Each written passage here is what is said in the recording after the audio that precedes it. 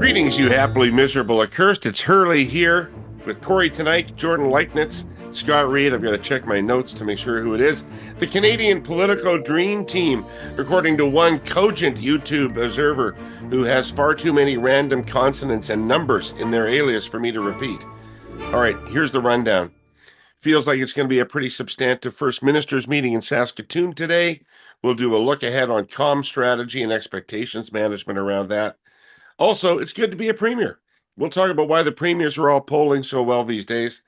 And it's been a minute since we talked NDP politics. Our cursed clipping comes from Mark Ramsey at the Star, writing about the lack of interest in the already contentious process for the NDP leadership race. And finally, of course, Mr. Pinsent drops by to herald our hey yous. Hey, how are you all today? You all doing all right? Haven't seen you in a while. Good. I was supposed to be in Saskatoon. I was supposed to be out there, but I got a Your place visa for my was sons. reneged. No, well, yeah, Gone to Ontario. They saw the outfit I was wearing last week, and they wouldn't let you canceled board. my They're passport. like, "I'm so sorry." No, I got a condo for my sons, and it's closing today, so I've got to do a bunch of real estate related things. But it's a big moment in the Teneycke household. I got a couple of kids moving out. Double Well, wide. that's beer fridge. unabashedly good news, isn't it? I mean, I'm not a parent, so I don't know, but Well, I'm guessing it's good news. They're moving down the street, but they're like young men now. They're not kids anymore. So it's mixed emotions. I got to say, it's mixed emotions. Yeah, it sucks. Sucks when they grow up and they get their own personalities and exercise free will, and they're not fun and adoring like they were when they were 11. Yeah, it's they're still pretty fun. They're just You fun, know, if fun you in do you different want ways. to borrow a toddler, because I could refresh your memory and you will feel much better about your current situation. Well, you start looking back at those days with like a different kind of nostalgia because you're not so tired anymore all the time. But yeah, every age is a good age. Every age is a good age. But Hey, did you guys notice? Did you guys notice? Doesn't sound like Scott likes his kids anymore. I just prefer them when they're malleable and like 9 to 11 years old when they adore dad. Like that's what I want. I need constant. Sorry, what was that affirmation. precise range when that was the case? Yeah, 9 to 11. Scott has a 9 very to narrow 11. band where he's popular with No, his I kids. mean, this has been demonstrated.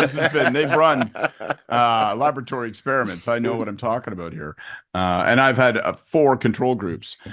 Did you guys notice that somebody on the YouTube comments, and I don't want to suggest that I follow them like obsessively and that I'm incredibly thin-skinned, said that our early pod banter is unfunny and grotesque. And so I just wanted to say that I think that's wrong. I think that we're all funny and approachable, and this communicates a sense of family and togetherness. And screw you, YouTube. Yeah. Yeah, he's not invited to the party. That's not cool. No way. All right. So let's get into it. We have to talk politics. I mean, we'd like to just banter, shoot the shit, but we have to talk politics. Because we're funny. Because We are killer funny. We're fucking Robin Williams bullseye funny, and we could do it the whole pod, and people would buy it like hotcakes. Anyway, I'll stop talking, David. Do you see this shit haircut that I have, Reid? It's your fault. After you told me I was fat last week, I've been going crazy. I never said that. Trying to change. Boy, talk about sensitive. You read that into my comments, and man, you went. So you cut your hair badly in order to distract from how fat you are. Totally. Great strategy. Totally. Jordan, if somebody says to you, if you come back from England and somebody says to you, boy, you really didn't skimp on the clotted cream, did you? How do you interpret that, Jordan? Did I interpret that incorrectly? Yeah, I mean, I think I would apply the rule that we use with our kids, which is we just don't talk about other people's bodies. It's a good rule. Dude, we have the I'm going to opposite offer it rule for in my free house. to you guys. It's because 100% other way around. You 3 are in the biggest danger on this rule. So there you go. It's a gift from me to you. There you go. No, my kids look at me and they go, "Good morning, Earth Pig." All right. So there's a First Ministers meeting today. I don't recall one of these.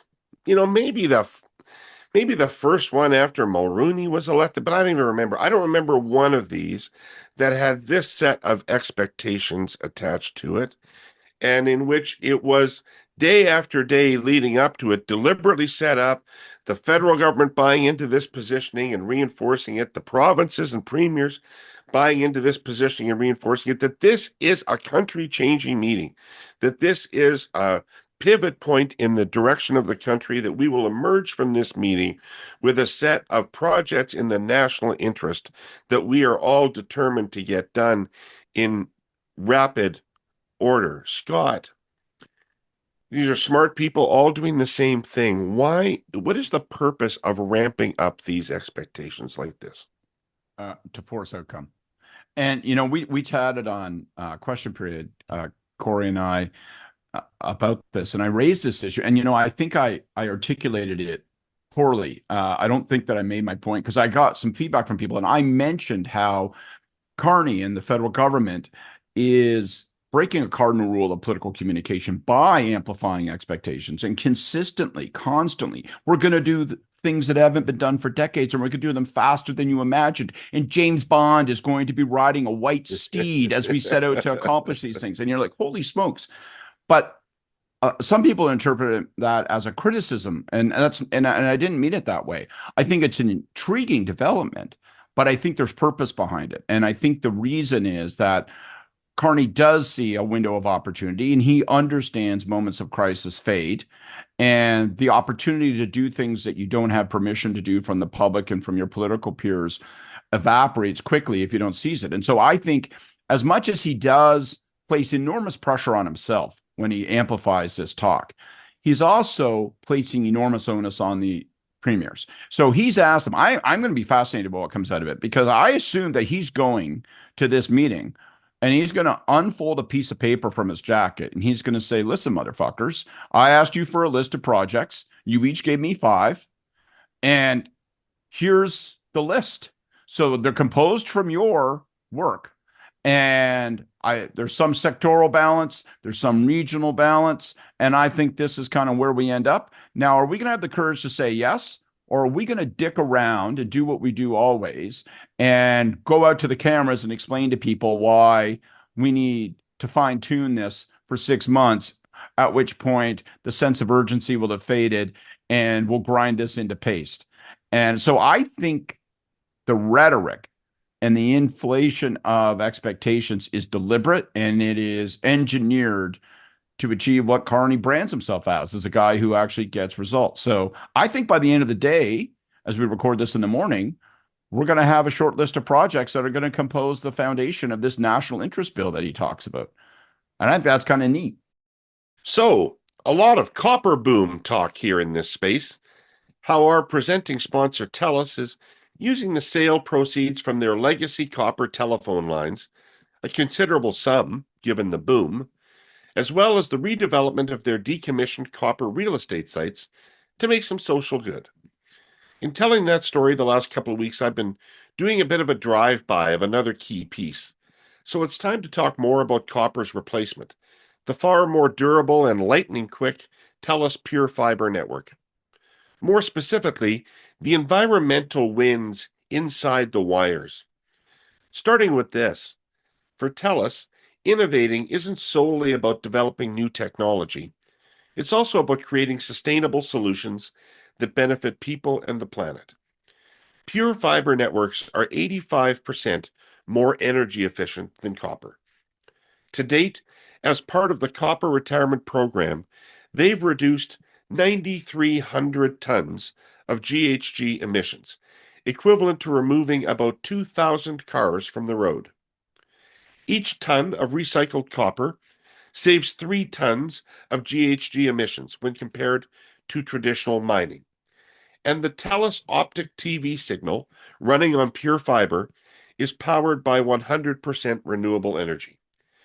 TELUS has now successfully migrated 99% of their eligible internet customers to pure fiber.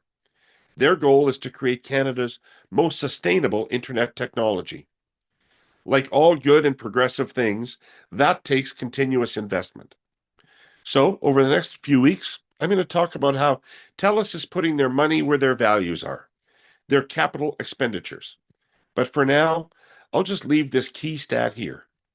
TELUS will invest more than $70 billion over the next 5 years to expand and enhance their network infrastructure and operations across Canada. I take that to mean there's a lot more TELUS innovation and more sustainability to come. Jordan, there's so much in this, though, beyond they could have a successful meeting, but is the world outside that meeting along with them? Like, is the indigenous community along with them? Is the environmental community along with them? Or are there a bunch of people waiting with lawsuits and protests and other mechanisms to block all this stuff from happening, no matter what happens in this meeting today? I mean, it's one thing to have 10 or 11 people agree to something, and they seem to be agreed, all of them, but it doesn't seem likely to me that all of the reasons that drove us to have the complicated process that we do have gone away. Yeah, I think you're on the money there. I mean, this stuff is hard and lengthy because it's complex, right? And it's complex not just from the side of environmental or indigenous concerns, but also the timelines for business in terms of even knowing what needs to get approved and getting the details necessary for that kind of an approval. Those are long timelines for a reason. And I think, look, it's clear that for the First Ministers, there is some common purpose in this politically. They have a set of incentives, each of them, that will bring them together with Prime Minister Carney around that table today. And I do think we're likely to see a list of projects. But we're already hearing pretty serious warning signs, for example, from Indigenous leadership, from the AFN. They have not been a part of this process about potential legislation federally. They're getting sent memos, with 5 days notice to submit comment and things like that. And that shit just does not fly. So the challenge is that I think with those relationships, you either invest the time early on to bring people to the table and have them be a part of that conversation, or you're going to invest the time later on and it's going to be in lawsuits, right? But there's no getting around that. And so I wonder if the momentum that we're going to see today, and I do think it will continue, like I think you'll see that moment, I think you'll see it get legislation through before July. I do think that will happen. This is the moment of sort of maximum agreement. But even in this moment of maximum agreement, we're already seeing disagreement, concern, and not even necessarily so much about specific project content. Because again, on the larger, more contentious things, there's no project proponent, right? But it's red flags being raised about the process here, about the relationship that the federal government is having with Indigenous communities, about the duty to consult, about how it's interpreting UNDRIP, all of those things. And those are big red flags that the government has not been clear yet how they're going to address it. So I would predict for sure rocky road ahead. And you really only need to look at what's happening in Ontario and BC as well to see how this plays out. Like those concerns don't go anywhere. Like they actually will translate into court cases, into protests, into blockades, unless they're dealt with. Yeah, Kory, pick up on that. I mean, Premier Smith, boy, I'm pretty, enthused about the conversation I had with her because I thought it was interesting and revealing on the Hurley Burley this weekend. But she made it pretty clear to me, Alberta wants Northern Gateway Pipeline and the tanker ban lifted on the West Coast. So why will EB be more enthusiastic about that now? And why, than he ever has been. I mean, the politics of that presumably have not changed in his province. Well, they have changed in every province to a fairly large extent. If you look at what support for pipelines look like across the board, including in British Columbia, including in Quebec, it's like north of 70% everywhere. So like that's a big change. It is a big change. So public opinion has moved. We just had a federal election where essentially 85% of the population voted for a party with a platform saying we're going to do resource corridors and we're going to get this stuff done a lot more quickly. So I think the political context has changed. I think there's some other big changes from where these things have been over the last 2 decades. And that is that I don't anticipate, to Jordan's point about, proponents for pipelines. I don't think that it's going to be private companies leading these things anymore. I think we're going to go back to where the original pipelines and railways and the like were built. I think it's going to be governments that build them. You know, the Trudeau government, for all of its inadequacies in this area, built exactly one more pipeline than the Conservatives did in their 9 years in office, which is one, right? And how did they do it? It was the government that did it, which is the same way that we built all of these things in the past.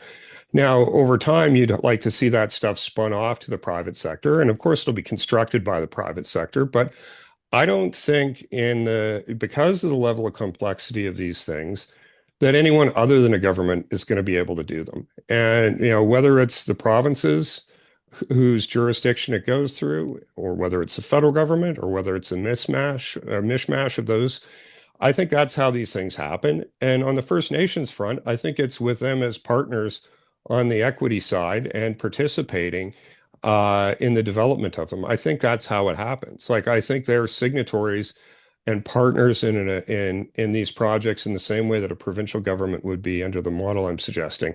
So I think it's changed. The other thing that's changed, if you want to talk about courts, is government can say whatever it likes about C-69 or others can say whatever they like. The Supreme Court basically gutted the legislation and said it was massive overreach on the part of the federal government. And so it's going to get rewritten one way or another. But I think it's going to be on the basis of this new environment that we're in. Judges read newspapers too. Where then there's a large consensus of the public that crosses every party, that crosses every jurisdiction, that has that level of consensus. It's very rare that you see a court step in and throw a spanner in the works in the way that it would when there's really deep division on something. So, I think it's good we're having a moment of consensus on some of this. I agree with Scott's point that raising expectations and trying to make a bit of a moment here, even though it's not conventional comm strategy, I think it's smart in this case to try to maintain that moment as long as possible. So, look, there's some things that haven't changed, but there are a lot of things that have. And, we'll see what happens. Of course, it's not all over just because there's an agreement, with the premiers, but the trend lines are good. And the environment that it's happening in is very different than the environment that we've seen these things launched into in the past. Hey, Scott, when you think about a Liberal government moving in now and proceeding as briskly on these kinds of resource development projects and possibly sort of litigation proofing these projects, et cetera, to fast track them and make sure they can't be held up in courts, et cetera. Do you have any concerns about the Liberal coalition? Sure. In theory, yes. In practice, I'm not certain how vulnerable it is at the moment. Because I do think there's a climate crisis, and I think that you get a big pass if you are trying to A, actually get shit done for a change. B, Trump-proofing the country. Now, I think one of the critical questions is, and this is a really key question for industry, is, are we seeing a moment in time alone? Like, if that's what's going to happen, like, is the piece of paper that Mark Carney pulls from his jacket today, is that it? Right? Because like if you take this national interest bill, and if that's what you're implying is that it's actually litigation proofed, and it sort of says, listen, we have come to a consensus on these massive projects, but there's only 6 of them, or whatever the hell it is. And they will require an enormous amount of public sector investment, capital investment. They will require a suspension of typical approvals and redress mechanisms. But then is the corresponding part of that contract, and then the door is shut. And then we have to go back, and we are going to try to expedite approvals, and we'll go to a one project, one window approach and all those kinds of things. But like, is there a situation where industry, which has been struggling to maybe accommodate the speed like from an advocacy standpoint over the course of the past 2, 3 months, find themselves going, holy shit, I didn't get on that list. And it's gonna dawn on them by the end of June that if they weren't on that list, then they may find themselves on the outside looking in, and there may be a renewed sense of energy from those who disagree with this approach, right? Making, in effect, further projects that much more difficult to form and forge social consensus around. And so I just think it'll be interesting to see how this thing plays out. Maybe I'm naively optimistic that these projects will happen. But I think there are going to be big implications about what comes afterwards. And, we'll see how people, like, I have a feeling that a bunch of people are going to be sitting around going, holy shit, man, I didn't realize, like, before the PMO got staffed, I had to, like, figure out a way to get my project checkmarked, and now I'm fucked. The question of how to most effectively reply to the Trump administration's yo-yoing, punishing tariffs is plainly the single most important public policy issue in Canada right now. The operative phrase there, by the way, is most effectively. Canada's first reflex was to impose dollar-for-dollar retaliatory tariffs, but Prime Minister Carney abandoned that idea early, and for good reason. The idea is to inflict maximum impact in the United States, but simultaneously minimize the impact on Canadians. Be smart about it, in other words. Well, our sponsor, CN, would respectfully suggest another response that falls into the most effective Be Smart category, making Canada more attractive to investment. The fact is, Canada's economic momentum has been feeble for several years, particularly compared to the US. Between early 2015 and the middle of last year, Canada's GDP per capita grew 1.4%. In some of those years, it actually shrank. Meanwhile, the United States enjoyed 18.2% growth over the same period. Canada is less productive. Simple as that. And the big reason, if not the biggest reason, is taxation. The US has pro-growth tax policy. It allows businesses to write off the cost of capital investments more quickly. Actually, the massive new spending bill just passed by the House of Representatives will allow early and complete depreciation of capital investments. Meaning if a business spends a lot of money on a thing to improve its performance, it can claim the entire cost as a tax deduction immediately rather than over a period of years. That will draw more investment to American business at Canada's expense. CN argues that Canada must adopt similar tax reforms. Not doing so shackles our businesses. Retaliatory tariffs, however justified, impoverish us all. Accompanying them with tax reform and other measures that will make Canada more competitive is just being smart about it. I'm just wondering where all of the other opinions have gone, because like They're still there. You barely hear the word climate mentioned in the context of these projects or anything like that. And it's like the Liberal government has a position that if Andrew Scheer had it in 2018, I would have told Jenny Byrne, you need more balance in that position. You're over tilted. You're not paying enough attention to climate. You don't have enough climate. And now, who the hell gives a shit? Now, I guess it's a measure of how far climate itself has fallen in the public mindset over that period of time. But boy, it sure seems like we are assuming that things that have always been unpopular and difficult will now be popular and easy. Yeah, I don't think there's any magic there. And for sure the climate issue is going to come back. I mean, we're already looking again at a record. I feel like we fucking have this conversation every year, but a record wildfire season, and it is June 2nd.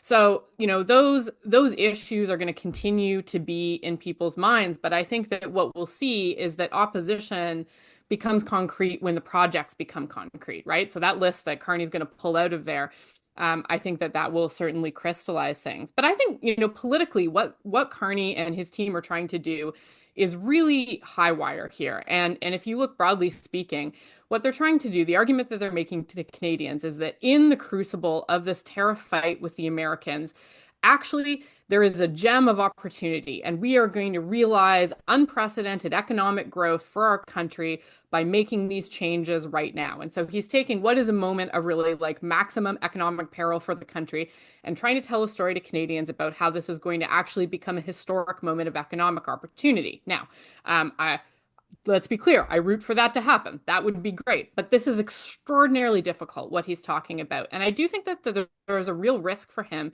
in the reduction of the conversation to simply being about extremely large national private sector funded, because despite what Kory's saying, and I think there's a lot of truth to it, these are still private sector driven projects by and large that we're talking about right now. Resource projects. Like, I was really struck this weekend, FCM was in town and talking to people there. Like, if you want to talk about significant public sector spending, what we can do right now in terms of getting people to work, improving our productivity, improving competitiveness of our country. Like, let's talk about billions of deferred maintenance in our cities and municipalities. Like, there's lots of other places to spend that money in capital that doesn't engender the types of divisions and things that we're going to see on this file. So I think that, well, it's clear why he wants to do this right now. And I think he's taking advantage quite rightly of a moment of sort of maximum opportunity and cohesion among the premiers to get something like this through. But he's going to have to diversify this as he moves forward, because the large narrative that he's trying to do there, what he's trying to put out there to Canadians, is extremely difficult to accomplish using just this one tool. You're not going to fix the sewer system your way to prosperity as a nation, I'm afraid. I'm not saying it's the only thing that needs to be done, Kory, but it's also this is not a full conversation. I guess there's a fundamental difference between doing things that are primary engines of the economy, things that are outside government, and things that are basically versions of consumption. And yes, investing in the sewer system or, maintenance in your city creates economic activity, but it doesn't, originate prosperity the way that building the Ring of Fire or a new pipeline to export to foreign markets, or new nuclear power plants to fund compute and AI. Like, we got to get back into doing things that create wealth, and government is funded by those activities. And we can't just, increase the size of the public service at 3 times the rate of economic growth forever and do anything but become more poor. So, like, I look, there's a lot that's changed. The external threat, I think, is a big thing. I think and the decision to build on what you were saying, Jordan, is it's a paradigm shift. It's not about this project or this project. It's about, do we want to do projects in this country or do we not? Because what we've been trying to do and how we've been approaching this for the last couple decades is not working. And we're getting poorer relative to the rest of the world as a result of that. And we're creating national unity problems for ourselves as a result of that.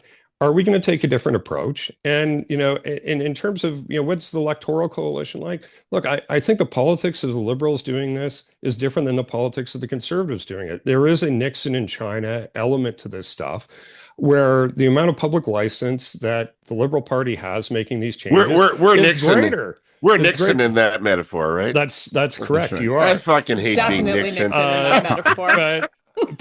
But there is Remember, there is an inherent truth. They only win if you hate them back.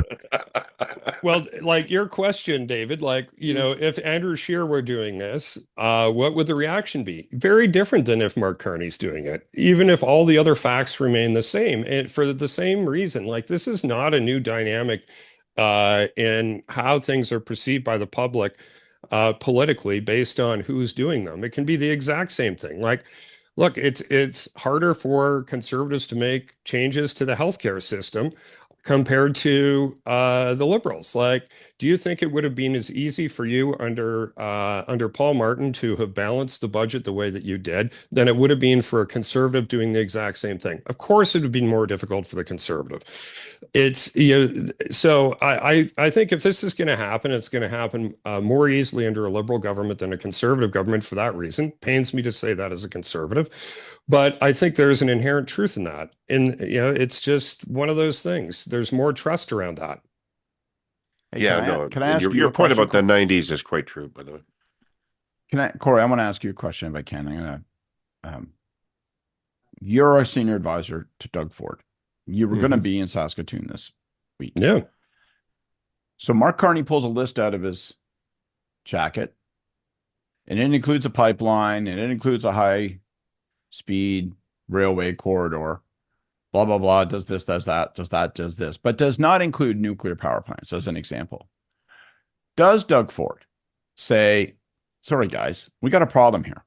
I like this list, but it fails to identify something that's absolutely essential to Ontario and that we cannot finance or mount on our own. Right. So we need that done. Or, in your judgment, if Doug Ford won't do that, because Doug Ford wants to be the premier Canada, right? Like he's been to great political success. He's been occupying that position. What about Quebec? What about Alberta? Right? If it's not just that there's something there for them, but there's not everything or enough of everything that they want, will we see them withhold their consent? And are we even so sure that the politics of this table will work? And I'm asking you honestly because you've got a ringside seat to it that maybe the rest of us don't. Well, I'm not terribly worried about that being the case because I think the whole premise of this is everyone needs to see themselves reflected in what those priorities are. It doesn't work. Like, so I think the whole gambit isn't about, cherry picking the things that only a few people around the table like everyone has to see themselves included in that. And I don't think it's a huge pick or choose. Like, it wasn't like the federal government's like, send us a list of everything in the world that you like. There's been some triage that's been going on with provinces, and like I'm sure there'll be negotiation going on around what are the priorities. But at the end of the day, everybody's got to see themselves reflected in this to a pretty large degree for the strategy to hang together and work. Otherwise, it's just dividing the country up against itself again. But I'm not particularly concerned that that'll be the case because I just don't see any evidence that that's the direction it's going. But maybe I'm being hopelessly naive here. But I don't think so. I think the optimism is somewhat warranted based on just what people have said publicly, let alone privately. I mean, it's more likely that there's just never-ending list of important things that we should be doing. I was at an insurance conference last week, and a guy was telling me that we have so badly underinvested in adaptation to climate change because nobody's wanted to even talk about that very much because it seems like you're conceding defeat against climate change. But the reality is, right, we're already shooting past 2%, and we know what consequences of that are going to be, and we are not investing, according to this person, in the kinds of things you would need to do to proof your society against that. Well, you've done some stuff on this, but like if your community burns down because of wildfires, like when you rebuild it, you better be using a different building standard. And you can't be putting you're growing shrubs next to your house. You can't be having vinyl siding and an asphalt roof in a place that has that kind of risk. Like, there are a bunch of things on adaptation that I think are huge. Like, I don't think people are wrong with real focusing on sexy. that. Can't wait to sell that one at the doorstep. Well, I mean, look, it's not factually wrong, but anyway, I think it's so interesting because this is the moment. But anyway, the maximum agreement. This is the moment of maximum possible agreement that there is going to be around the table on this. It only gets harder from here. And like I'm struck even for Ford, right? And he's an example. He's not the only one, but he's currently embroiled in his own struggles provincially around the legislation that might enable rapid development. And look, ultimately, Carney is going to be able to lend his kind of credibility around these issues to premiers for a period of time to try to get this stuff through, but it's still going to be on the individual premiers to get these things approved. And the calculus that has made it difficult to do so, the reasons why Ring of Fire is not developed yet remain, right? So I think it's going to be harder from here on in. I would expect to see a lot of agreement today and to see that probably deteriorate over the next few months. I want to throw a change up into a venerable idiom. The proof is in the pudding, as the saying goes, meaning the value, quality, or truth of a thing must be judged on our direct experience with it, or its results. So here's my change up, friends. I say with no hesitation or reservation, the proof is in the can-do reactor. Yes, Can Do is our newest podcast sponsor, but I'm a data guy and facts are facts.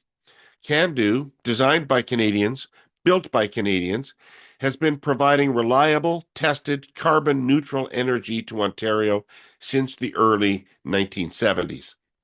There are now 16 Can Do reactors operating flawlessly in the province. More truth.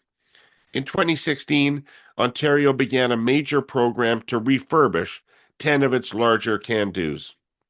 Total estimated cost $26 billion. Timeline 15 years to completion. These refurbishments are incredibly complex operations. The core is thoroughly dismantled and then rebuilt, taking about 3 years per reactor.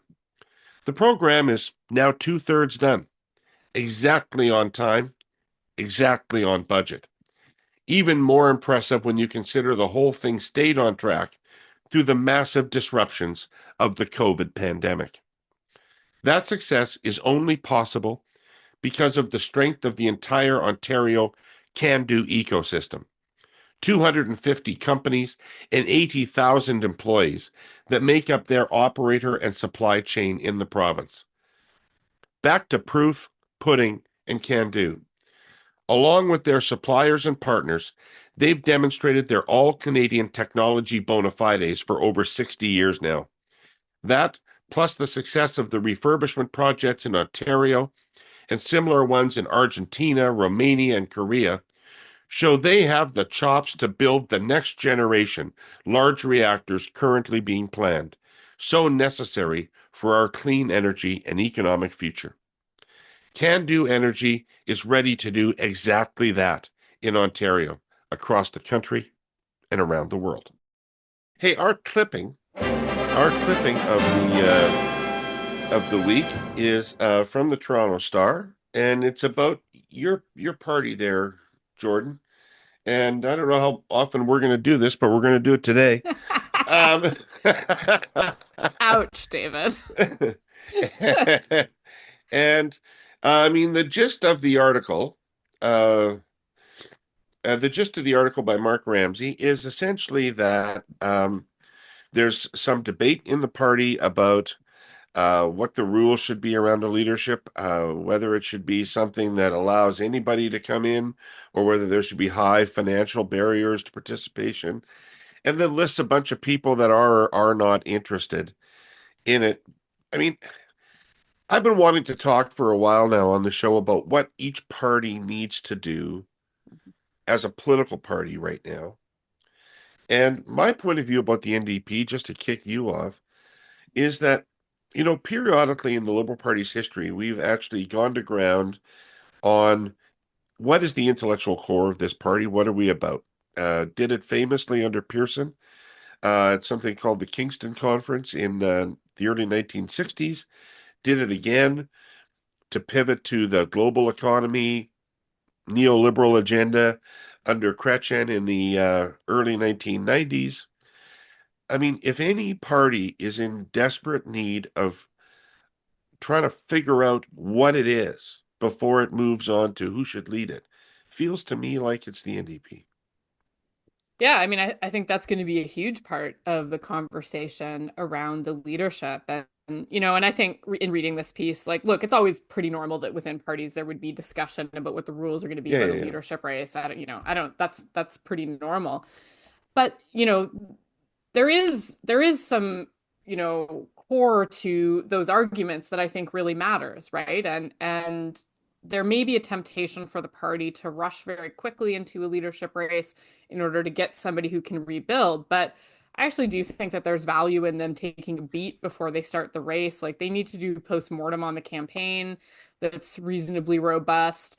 They also need to give time for a field of leadership candidates that's a little bit more diverse to emerge, and I think, Matt Green and I don't always find ourselves in agreement on many things, but I'd say one thing I do really agree with him on there is that it's important that that leadership race not be a coronation. There does have to be a robust competition between ideally multiple credible leadership candidates in order to have that discussion within the party. And for that to occur, they may need to wait a beat before they start that. I think that, the NDP, like any other party, there are obviously intellectual and ideological currents within the party that are at tension with each other and always have been. And the story really reflects some of those things. There is going to be, for sure, kind of a more mainstream and a left flank likely set of candidates. And they will have big discussions about the future of the party. But I think at the end of the day, the NDP is always going to contain those threads, right? And that has been true of the party's coalition since the very inception of the CCF. Like, it takes a lot to bring urban progressives and farmers together with labor and and the social gospel, right? Like there's always been an awkwardness to that coalition, but that ability is also an important part of the NDP's success and being able to manage that and being able to draw a diversity of people together. So I think it matters. I think it's important to have a diversity of candidates, and that it not be a coronation. But to be clear, like on the technical issues, things like a higher entry fee, that's not about keeping working class candidates out. That's about making sure that leadership candidates can demonstrate some chops in terms of organizing and fundraising. The party is in a very, very stressed financial situation, and they're going to need to be able to answer those questions. And it's imperative that any leadership candidate show that they can bring that to the table, regardless of where they sit on that spectrum. So I think we're going to continue to see a lot of these discussions, but I'm always on the lookout as well for what are potential candidates saying about their view on how to grow that vote coalition, not how to shrink it. And I think that there is always a risk that when it becomes tests of purity politics, like who can do Democrat more perfectly, you're talking to an increasingly narrow slice of people. If the mandate of the party is to bring the concerns of working Canadians to Ottawa and to actually enact change, that requires winning. And that requires doing so with a larger number of people than there currently is in the party's vote coalition. And so I think you're going to see from membership a desire for a really competitive race, but also a desire for answers to those questions as that process goes ahead. But what are they going to want? I mean, you guys can jump in here too. I mean, what are they going to want the new leader to do? I mean, are they supposed to try to win, which is what Leighton's theory was? Or, I mean, Jagmeet Singh laid out a pretty clear defense for his actions on his way out the door, which is he said, yeah, I could have brought the government down in the fall, but that would have led to a Polyev government. And so I made a judgment that I'd work with these people and get more dental care and get more pharmacare and make the country as good as I could while I had influence and not prematurely plunge the country into a conservative government. But that's an entirely different thesis of a political party. Well, and it depends. Like, is that your situational orientation when the opportunity presents itself, or is that how you reorient the party fundamentally? And I think that that's an important question. And part of what's going to happen in the leadership race is that there will be various interpretations of the confidence and supply agreement and its place in that. Like, is the goal more confidence and supply agreements, or is the goal winning government? And those I think are two separate things. But I wouldn't necessarily say that Singh was completely in the influence power category. I think that there was a situational component to that. But that's going to be part of the debate. And look, in terms of what New Democrats want rebuilding to look like, you're going to hear, I think, common themes across the spectrum. Like, there is a desire for greater connection with party base and membership. And I do think that there is valid criticisms that over the years that's become a very one-way fundraising focused relationship. But there is strength to be had in that national network that the party hasn't effectively tapped into. And so people are going to present different visions for that. But at the end of the day, I think that you will have a discussion about what is the fundamental orientation of the party. Is it to try to supplant the Liberals, to try to take, as has happened in Western Canada, and to try to take the reins of power and make those changes? Or is it to enact a purer form of politics and take those opportunities when they come to influence power? And that's going to be a really interesting debate. If you love a good Canadian story about grit, hockey, and giving back, this one's for you. Meet Harlan Kingfisher, founder of Smudge the Blades, an Indigenous hockey apparel brand from Fort Saskatchewan, Alberta. By day, he's a power engineer, but off the clock, he's built a business rooted in culture, humor, and hope. After launching his brand, Harlan used TikTok to develop a tight-knit community of viewers and customer base. Today, 80% of Smudge the Blade sales come from TikTok, and his live streams on the platform often drive over $1,000 in sales each session. For Harlan, TikTok drives more than clothing sales. He uses the platform to advocate for Indigenous youth, share his story of struggle and resilience, and remind the next generation you're not alone and you belong on the ice too. But here's the catch. The last federal government ordered TikTok to shut down its Canadian offices, cutting the teams who support creators like Harlan and putting hundreds of good Canadian jobs at risk. With a new government in Ottawa, we've got a chance to keep TikTok Canada working for Indigenous entrepreneurs like Harlan. Over 14 million Canadians use TikTok every month to find joy and build businesses. Let's find a solution that keeps those stories and businesses thriving. But Kory, the thing is that supplant the Liberal Party in the Western provinces, which is what the NDP have done. But in so doing, let's be clear, we talk a lot about the difference between Western NDP governments and the federal NDP as a party, right? And one of the differences is in the Western provinces, they are the Liberal Party. They're the Liberal Party with public sector unions grafted onto it, Yep. right? And so the question is, does the federal NDP want to be the Liberal Party? Because that's really what's happened. If you want to take over the center, you have to become centrist. Yeah. And I think the answer is federally they don't. I think the high watermark for that was Leighton, as you pointed out. But I don't think that's the path they've been pursuing. And now I think they're trying to rebuild from scorched earth. It's very, very difficult and a very long road to rebuild from being wiped out, which is essentially what happened. For the Conservatives, it took 15 years from like 93 to power. And I think that's the kind of timeline that the NDP are on. Like, I think for the next election or two or three, I think it's going to be in a world where you need 48% to form government, like a majority government. Like, I think we're going to be in that world for a while because I think they've been burnt to the ground, and that soul searching process and all of the things that go with it, the mountain of debt that they're now find themselves drowning in or living under, that takes a long time to clear up. Takes a long time to have these conversations and achieve consensus. It takes a long time to attract top tier candidates to run in that environment. And I don't think any of those things are there. And like, which one do you do first and all the rest? Like, you kind of got to do them all. And they're all hard. And they're all made more hard by the negative factors that are affecting that. So, not a lot of people want to come and take on that debt. Not a lot of people want to come in an environment where there's no, clear political coalition for the party, and on and on and on. So it's a slow process. And I think, like, I don't know. And do you want to do it quick or slow?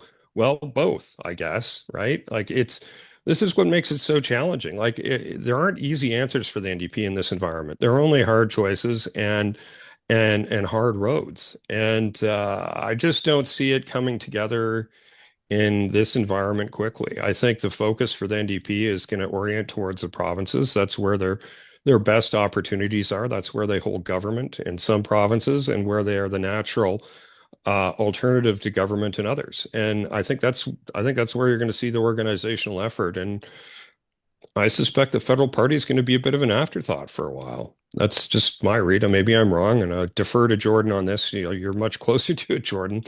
But I, experience federally when the Conservatives got put in that position was dark, and it was long, and it was difficult. And I suspect it's going to be all of those things for all the same reasons. Well, Scott, I mean, cut you yeah, off earlier. yeah, Mhm. you go, Scott, and then I have definitely some thoughts about what Kory said there. Okay, well, if you thought you hated that, wait till you hear this. look, like all liberals, I know exactly what the New Democrats should do. And Truer words were never spoken. my Think view a is pretty grave and jump into it? Is that I'll what get you're my going to popcorn. suggest? my view is pretty simple, to be honest, right? Like what they want to do, like it can't be that complicated. It's get 20%. Like get 20% of the vote. And I don't know how you can't stand in a room and say to people, don't fucking tell me that with this center-right consensus that suddenly grabbed the whole country by the nuts, that you can't find 20% of people who say, sorry, I feel left out of that. Sorry, Mark Carney, central banker. Sorry, whatever the Christ you got going on over there, conservatives with your right-wing Reddit populist consensus, right? Like I feel ignored and overlooked. Don't tell me there aren't 20% of voters that don't that can't be found on that. And There so were 4 months ago. yeah, Right, but not on election day. Those fucking Not on people are election still day. there, Scott. so I think that's pretty simple, right? And especially when it's no longer you're campaigning against the promise of Mark Carney, but he's had to like take on the slings and arrows of actually being in government and so forth. So that's like, so what should they be? They should be a populist protest party. Like, no question, they should be a protest party. Now, if they succeed, then they can have a goddamn debate about whether or not that protest party can mature itself into something that competes for government. But standing on the street corner in rags with a tin cup and saying, I am here to be prime minister is a ridiculous fucking proposition. So don't pursue it. Say we're gunning for 20%. And if you get 23, bake a cake for yourself. So to me, that's what the obvious thing is. Now, the challenge, and this is gruesomely difficult, is it seems to me there are two obvious paths to that. One is identity and the other is labor. Go and get those lunch bucket labor, private sector unions back. Maybe you've lost the leadership, but try to get those people back again by putting them into that populist protest of, you know what, everybody suddenly is talking about how do we make things work for pension plans and private equity investors so they can make certain that they get their piece of a fucking pipeline. But how about me when I'm trying to pound fucking nails into steel? Okay, how does it work for me? So I would go down that road. It's going to be tough bringing those labor voters back, right? The other road is identity, which is going to be easier because that coalition is a little more available, but it's very exclusive, right? It really is an exclusionary kind of conversation, and it's very hard to bring people into that conversation because it's all resentments. And it's like, you know what? Here at the school board, we get fucked over when we do this and that and that and this. And so there's that tension.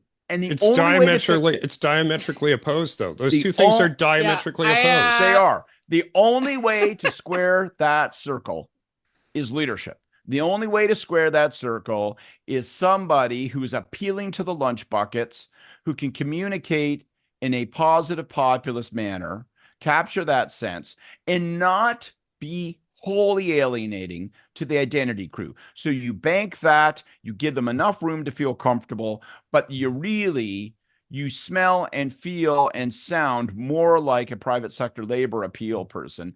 And I don't know if that person's out there, but unfortunately, as much as we talk about postmortem and examine this and think about it, long process, and it really is going to come down to, can you find that unicorn that's capable of exciting people, holding the identity base, growing the labor base, and making yourself more appealing? But the what is simple. Go back to being a protest party, because right now you're not a party. And therefore 20% is fucking rainwater in the morning. So like, gather it. Oh my goodness, Scott. It is hard to reconcile this with the same sounds that liberals were making just 4 months ago about.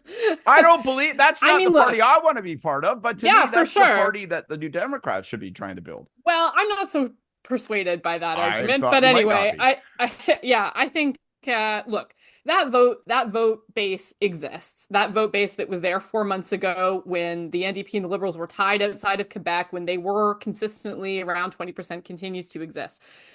I agree. actually, with a lot of what Kory said. I think that the length of the rebuilding process is a real danger for the NDP. If you look at the last time they lost party status, it took the better part of a decade, and they don't have a decade. So it is difficult, but they have got to figure out a way to pull out of that faster than this.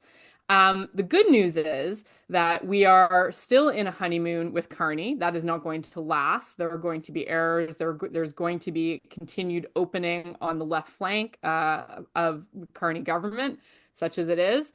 And there'll be space for the NDP there. And I think, look, Scott, to your point, there is absolutely a place for economic populism. And that has got to be core to what the NDP is putting in the window right now in order to gain some of those people back when they see where this government is steering off from some of the things that they put, for example, in the window during the campaign. And not to foreshadow my hey you, but that's a direction I think that people are already thinking about. But I do think that we also have to be realistic about the idea that leadership can make a difference on this, but it can also kind of be created and forged through these discussions. Like we talk about Jack Layton. When Jack Layton won the NDP leadership, he was a fringe municipal candidate who was better known for his protest work than he was for any sense that he was going to have an ability to drive an electorally viable coalition. If we're going to talk for more than 2 minutes about how fantastic Jack was and his growth into the greatest thing, I'm going to have to turn my camera off because it fucking takes me to a dark and angry place. You do what you need to do. He's gone. He's gone. I love it. Jack continues to live rent-free in Scott's head. But look, my point is this, is that people would not have predicted what Jack would become and how he would be able to manage that coalition and how he would bridge the gap between some of those more economic populist pieces, those identity pieces, those activist parts of the base, and a pragmatic electorally focused strategy. They would not have predicted that when his leadership election happened. So I think we have to be very careful about prejudging the race right now. It is early days. This is not the complete field. There are other people who are going to come into that. And also, the situation can forge some of those leadership qualities for the right person. So I remain concerned about the timelines. I don't think the party has long to languish in this, and they don't need to be looking at an incremental strategy for the next election. They have to be looking at going back to 30, 40 seats. That has to be the jump that they're looking at. And that means that they're going to have to take some risks and have some big conversations in this time. Can I quickly plug a hurly-burly conversation you had? Just for folks who want to hear a good bit on this. I thought your conversation with Andrew McDougall was excellent, and you guys got into this a bit about the contradiction and challenges for the progressive side of the equation around class, on a more traditional economic lines, which is what gets you the traditional private sector union guys, and identity politics, which is defining urban areas more and academia more. Like the interplay between that is I think the name of the game in this. And I thought you guys had a really thoughtful conversation around it. Recommend to anyone who's interested in a deeper dive. Thanks, brother. Sorry, we should give Scott a trigger warning next time. Let me just segue into into our premier's conversation. Yeah, because it's a kind of a perfect little microcosm. Let's just spend a few minutes talking about Wapkanu. Yeah. So there are a number of premiers, according to Polera, that are wearing quite well. Doug Ford's been in office for a long time. 50% approval, 38% disapproval. It's a great number. David Eby, from a close election, has bounced up to 55% approval, 25% disapproval. Tim Houston wearing very, very well out in Nova Scotia, big approval rating. Susan Holt, popular in New Brunswick, but Wapkanu is Indigenous. I don't know if you knew this or not. I've heard that. Yeah. And as you may know that hasn't always been sort of a universal consensus in the prairies that that's a good thing to be Indigenous. He's at 66% approval, 15% disapproval in the province of Manitoba.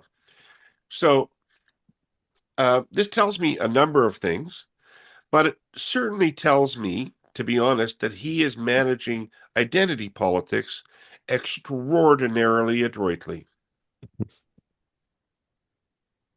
Absolutely. Yeah.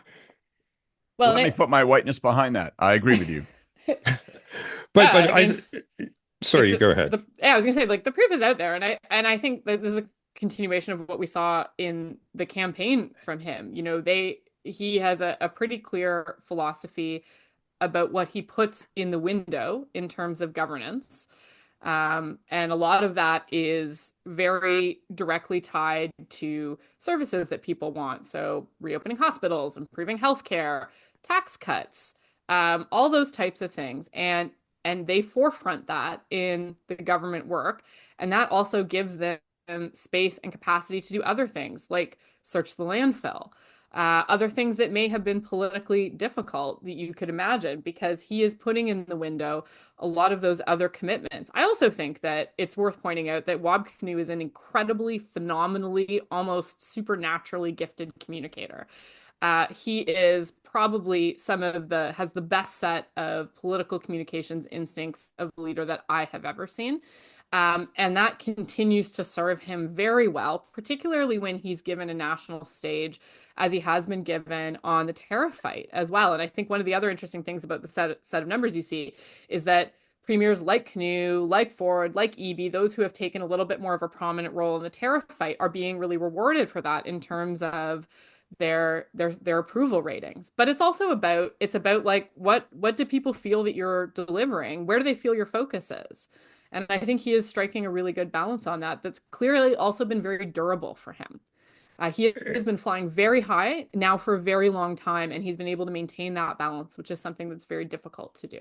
Well, maybe, but I think there's less evidence of that and more of something else that's a through line in the people who are doing better. Maybe EB is an exception on it, but I think the commonalities are more happy warriors and focused on the unity of the country and uniters, not dividers.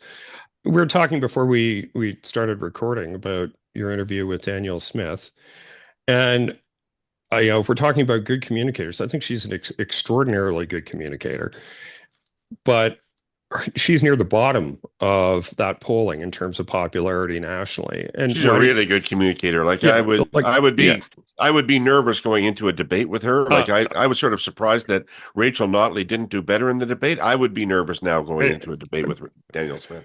But she's very so it's not just being a great communicator. It's what are you communicating? And if you're communicating a referendum on the continuance of the country and its unity, you're not going to be popular. Put a circle around that. Pierre Poilievre and Andrew Scheer. That message, even as she's trying to sell it, is a pathway to be a pariah in a lot of the country, despite being an excellent communicator, which I think she is. But I think, if you're looking at Ford and Kinew and Houston, like, who are near the top of that list in terms of popularity outside their own province, it's being a happy warrior, being a good communicator too. I think it's part of it. But focusing on things that bring the country together and responding to the challenge, the external challenge of Trump, and those things. Those are the things that unite them. And how he's doing on healthcare reform. I'm going to say whatever achievements he's making on that are communications more than actuality, because everyone's got the same problem there. Too many things that need to be done and not enough money to do them all. So all the victories on the healthcare front are probably more comms related than real. But I don't think that's what's uniting them, because nobody outside of Manitoba is experiencing any of those things. So why do they like him? It's got to be about other stuff. I don't know. His numbers inside Manitoba. Yeah, his numbers in Manitoba are good. In Manitoba are 2/3, right? Yeah, but so yes, yeah, he's obviously doing very well there. But why is he so popular everywhere else as well? That's a different explanation. Yeah. Well, I'll just throw this very quick, simple thought on top of it all. I think 50% of his number is the same 50% that the others that are doing well enjoys.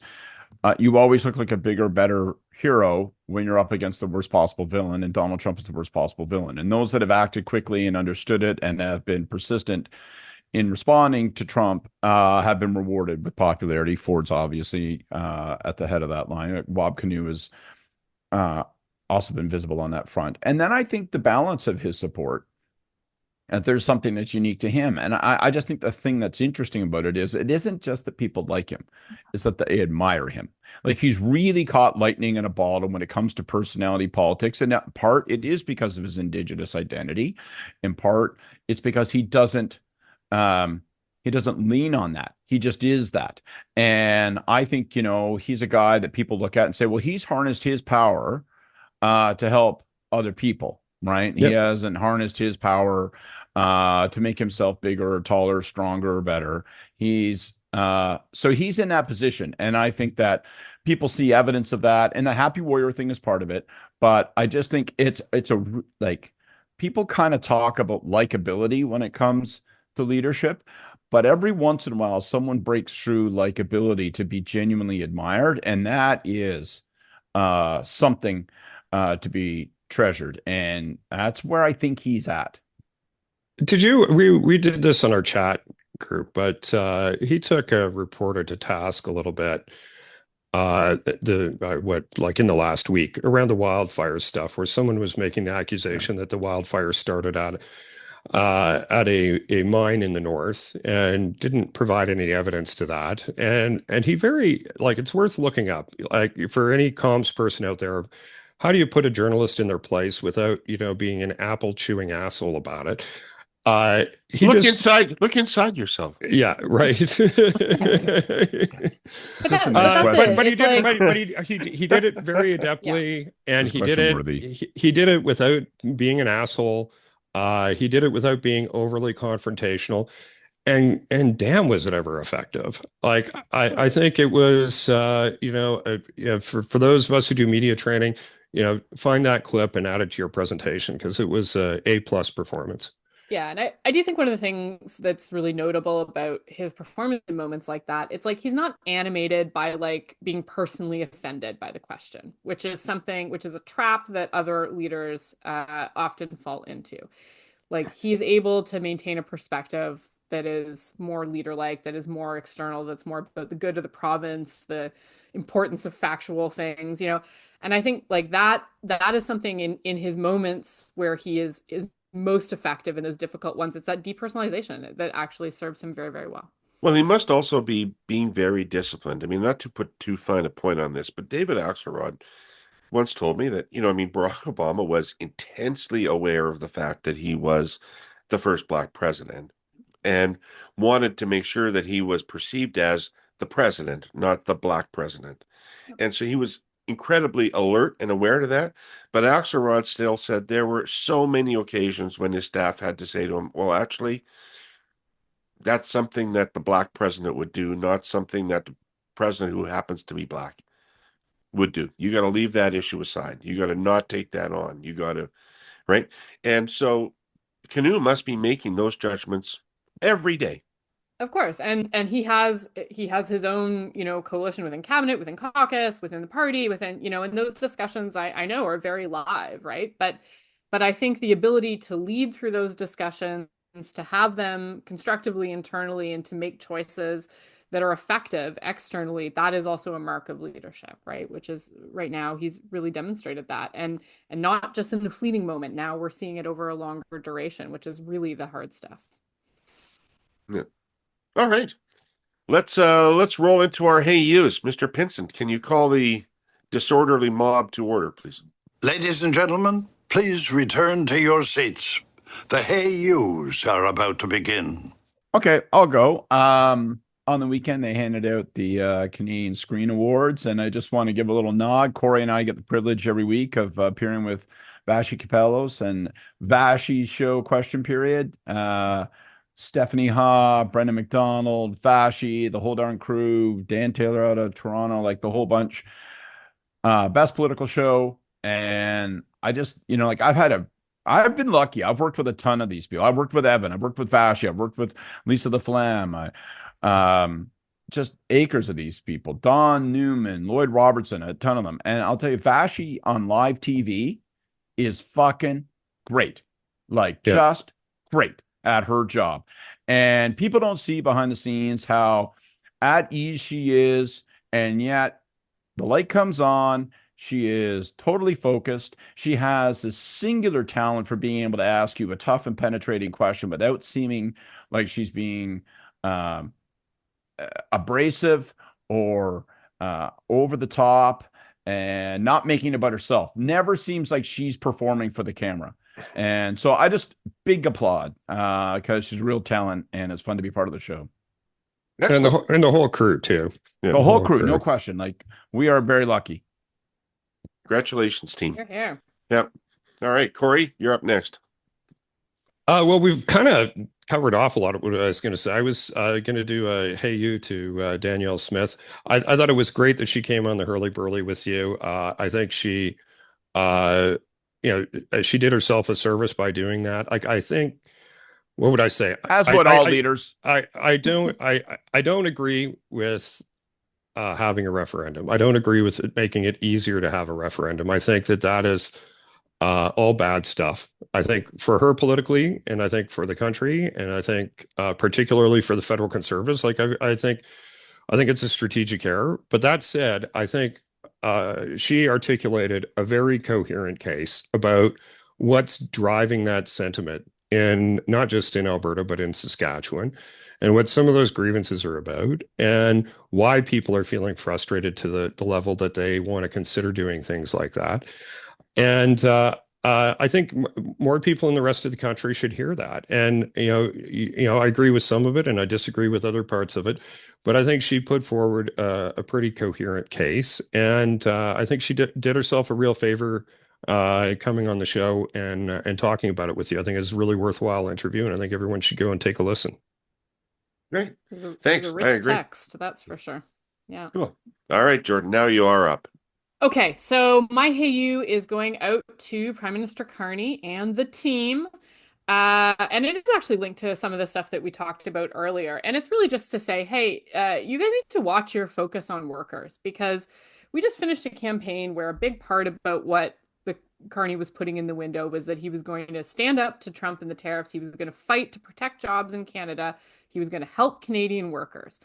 And as the weeks have worn on, that element of their messaging and their action has really slipped off the radar. And I think that we saw a few examples of it over the last week that if I were in that government, I would be attentive to, because Labor certainly has been. And that is things like in the throne speech.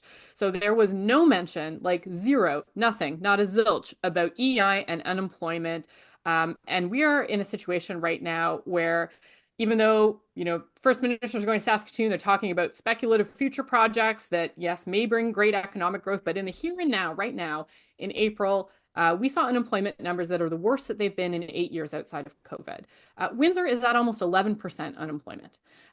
People are losing their jobs right now by the thousands, and the government has really been completely silent on it. And there are actually things that they can and should do now.